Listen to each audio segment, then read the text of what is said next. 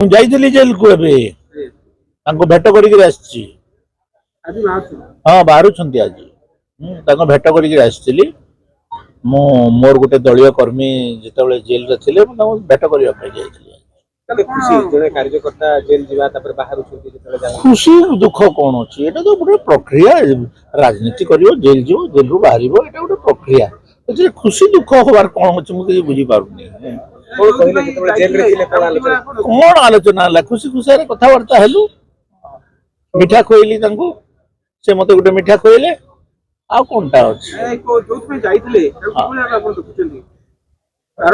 ଶୁଣନ୍ତୁ, ମୁଁ ଏଇଟା କହିସାରିଛି ବାରମ୍ବାର। ମୋ ମୁହଁରୁ କାହିଁ କହୁଛନ୍ତି ଯେ ମୁଁ ତ କହୁଛି ଜଗନ୍ନାଥ ସେ ଜାଗାରେ ନଥିଲା, ତାକୁ ଗିରଫ କରିବାଟା ଉଚିତ ହେଇନାହିଁ। ମୁଁ ତ ଏଇଟା କହୁଛି। ଏଇଟା କେତେଥର ଆଉ କହିଲେ ଆପଣମାନଙ୍କୁ ସାଟିସ୍ଫାକ୍ସନ ଲାଗିବ? ଜଗନ୍ନାଥ ପ୍ରଧାନକୁ ଗିରଫ ହବା କଥା ନୁହେଁ। ଜଗନ୍ନାଥର ସଂଶ୍ଳିଷ୍ଟ ସେଥିରେ କିଛି ନଥିଲା, ବୁଝିଲେ ତ? ମୁଁ ସେଇ କଥାଟା ଏବେ ପୁନରାବୃତ୍ତି କରୁଛି।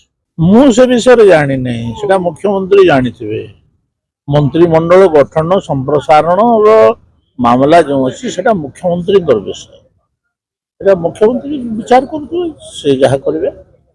ଆପଣ ଜଣେ ଦକ୍ଷ ପୂର୍ବ ବିଧାୟକ ହିସାବରେ, ବରିଷ୍ଠ ବିଧାୟକ ହିସାବରେ ଦାବିଦାର ଅଛନ୍ତି? ମୁଁ ଦାବିଦାର କିଛି ନାହିଁ। ମୁଁ ଦାବି କରେନି କି ମୋର ଇଣ୍ଟରେଷ୍ଟ ଶୋ କରିନି ଯେ ମୁଁ ମନ୍ତ୍ରୀ ହେବି। ମୁଁ ଅଛି, ମୋ ପାର୍ଟିର କାର୍ଯ୍ୟକର୍ତ୍ତା, ଜଣେ ପାର୍ଟିର କାର୍ଯ୍ୟକର୍ତ୍ତା ପଦ ଦିଆଯାଏ, ଦିଆଯାଉ, ଅଫର ହଉ, ଦେଖିବା। ଆଉ ଗୋଟେ କଥା ରହିବ, ଆପଣ ଜଗନ୍ନାଥ ପ୍ରଧାନଙ୍କ ଗିରଫଦାରୀକୁ ନାପସନ୍ଦ କରୁଥିଲେ, ବର୍ତ୍ତମାନ ଜଗନ୍ନାଥ ପ୍ରଧାନ ବେଲ୍ ପାଇଲେ।